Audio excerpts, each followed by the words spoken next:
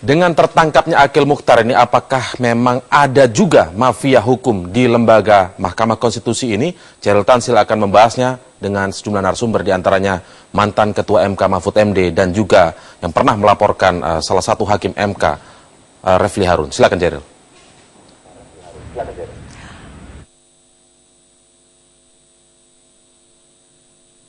Sudah hadir juga di gedung MK ini ada Pak Refli Harun yang tadi sudah Anda perkenalkan. Saya hampiri dulu narasumber saya. Halo, selamat malam Pak Refli. Ya, terima kasih atas waktunya. Pak Refli nanti juga akan bergabung bersama kita, ada Pak Mahfud MD, mantan Ketua MK sebelum periode Akil Mukhtar ini. Dan juga dulu di tahun 2010, Anda pernah menulis mengenai bersih-bersih MK ya? Iya, baik. Saya akan sapa dulu Pak Mahfud.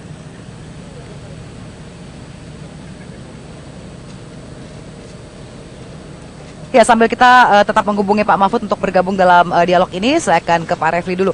Pak Refli, Anda adalah seorang pengamat tata negara yang juga pernah menjadi staf ahli di MK. Dan lalu Anda pernah berperkara juga dan pernah menguak bahwa ada permainan uang di MK. Nah, lalu setelah 3 tahun kemudian akhirnya terungkaplah salah satu Hakim Agung ternyata betul tertangkap tangan. Bagaimana tanggapan Anda? Ya, sejuta rasanya begitu ya. Artinya kan dari sisi manusiawi saya mengatakan bahwa kejadian semalam dan hari ini adalah mengkonfirmasi dari apa yang saya pernah katakan, bahwa ada hakim MK yang bermasalah. Pada waktu itu konteksnya saya mengatakan pemerasan begitu. Tapi kan di sisi yang lain kan kemudian kita menjadi miris karena kemudian lembaga yang kredibel ini, yang masih dianggap kredibel ya kan, ada KPK, Pengadilan Tipikor dan kemudian MK ini kemudian menjadi kok begini begitu. Jadi ada sisi yang begitu yang berkecamuk di dalam diri saya. Karena apa? Karena saya seperti sudah dikatakan tadi pernah menjadi staf ahli di Mahkamah Konstitusi 2003-2007. Dan pada waktu itu ya sekecil apapun peran kita berusaha bagaimana membangun MK sebagai pengadilan yang terpercaya begitu. Itu strategic planning yang kita rumuskan. Jadi menjadikan MK sebagai pengadilan modern dan terpercaya. Tetapi memang menjadi tidak mudah bagi MK ketika kasus pemilu kada mulai masuk pada tahun 2008. Dan kemudian kita tahu bahwa pilkada ini adalah racing. Orang mau keluar berapapun uang untuk memenangkan kontes pemilu kada. Dan bisa jadi kemudian MK ini adalah racing terakhir, kilometer terakhir atau meter terakhir sebelum yang bersangkutan dinyatakan sebagai pemenang atau kemudian pecundang. Oke, baik. Nah, inilah yang saya kira yang kita harus ingin Anda mengungkap lebih jauh lagi modus-modus apa saja yang Anda temukan, karena Anda juga dulu pernah diajak oleh MK untuk menjadi ketua tim investigasi terkait dengan kecurigaan Anda bahwa ada main uang di MK. Ya, sebenarnya investigasi yang dibentuk oleh Mahkamah Konstitusi itu sebenarnya saya tidak tahu, mungkin quote-unquote tim investigasi, tapi sesungguhnya itu hanyalah sebuah tim untuk membuktikan apa yang saya tulis itu benar atau tidak, kira-kira begitu. Dan kemudian dari 3 kasus yang kemudian saya tulis sebagai contoh, lalu kemudian tim investigasi memutuskan untuk mendalami 1 kasus. Dan dari kasus itu kemudian paling tidak terkonfirmasi bahwa apa yang saya katakan mengenai uang 1 miliar dalam bentuk dolar itu ada memang, cuma masalahnya pada waktu itu memang kita tidak berhasil mengungkapkan sampai ke ujungnya apakah itu sampai kepada Pak Akil Mukhtar atau tidak.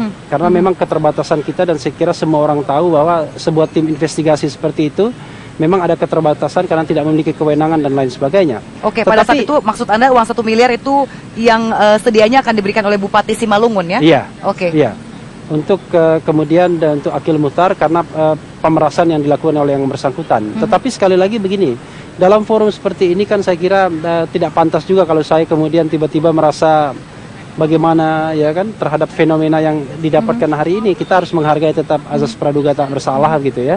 Kan Pak Akil ini baru ditetapkan sebagai tersangka, belum terpidana, dan kemudian prosesnya masih akan panjang. Tetapi intinya adalah ini mudah-mudahan menjadi entry point, karena saya pribadi sebenarnya mencurigai banyak pola permainan dalam pemilu kada ini yang barangkali melibatkan begitu banyak orang. Jadi tidak satu orang saja, tetapi kita tidak bisa menunjuk orangnya itu siapa. Kira-kira institusinya selain MK? Saya kira begini, salah satu yang barangkali yang patut kita pertimbangkan, ini ada 2 perspektif kalau melihat ini. ini personal interest. Kalau kita bicara personal interest, semata-mata kepentingan personal, orang yang mencari gain, orang yang mencari keuntungan. Kedua, bisa saja mungkin ada kepentingan kelompok di sana, kepentingan organisasi di sana, bahkan kepentingan partai politik di sana. Baik. Nah, ini yang saya kira yang kita harus lihat secara lebih jernih. Baik, begitu. Pak Refli, tahan Ya. dulu. Sudah bergabung dengan kita juga Pak Mahfud MD, langsung dari kantor masih di Jakarta juga. Pak Mahfud, selamat malam. Yo, malam Sheryl, malam Mas Refli. Malam Sheryl, malam Mas Refli. Ya, selamat malam, Prof. Ya, Pak Mahfud, di periode Anda pada saat itu Pak Refli juga sempat mengemukakan ada main uang di MK dan lalu dibentuklah tim investigasi, tapi ternyata tidak terbukti. Lalu 3 tahun kemudian terjadilah tangkap tangan di mana melibatkan uang sekitar 3 miliar rupiah. Tanggapan Anda, Pak Mahfud? Ya, benar semua dua-duanya. Jadi pada waktu itu saya kira tidak ada cara yang lebih hebat daripada yang dilakukan oleh MK ketika Mas Refli menulis tentang sesuatu yang katanya ada pemerasan, kita suruh buktikan. Dan hasil pembuktiannya itu sudah kita laporkan bersama-sama ke KPK dan sudah diperiksa oleh KPK.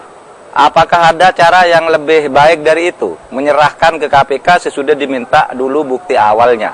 Dan KPK sampai sekarang meskipun sudah memeriksa banyak orang, tidak menemukan apa-apa kasus itu.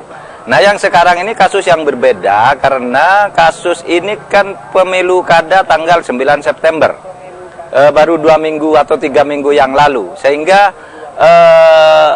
mungkin benang merahnya bisa dicari, tetapi yang dulu sudah diungkap dengan berbagai cara. Bahkan kami juga membentuk Dewan Kehormatan. Meskipun tidak ada yang berani mengadu pada saat itu, sehingga kita membentuk Dewan Kehormatan dengan formula atas permintaan yang bersangkutan. Bukan karena pengaduan orang, karena tim itu sendiri diminta tanda tangan untuk mengadu juga tidak berani. Lalu kita formula, oke, kalau Anda mau minta, ini diadili Majelis Kehormatan, biar Pak Akil yang mengajukan permohonan untuk minta diperiksa. Sehingga kami meskipun tidak alasan kemudian membentuk tim itu. Semua sudah dilakukan, ke polisi sudah, ke KPK sudah, Majelis Kehormatan sudah. Nah, sekarang ini benar terjadi pada saat ini, ya satu musibah yang luar biasa dan saya kira semua orang marah gitu. Semua orang marah terhadap kasus ini. Sheryl. Iya. Baik, Pak Mahfud. Pak Mahfud, saya harus jeda dulu Pak Mahfud, dan nanti pemirsa usai jeda ini saya akan lebih tajam lagi akan mencoba meminta Pak Refli untuk menceritakan lagi modus-modus apa sebenarnya yang dipakai dalam permainan uang di MK. Kami akan segera kembali saat lagi.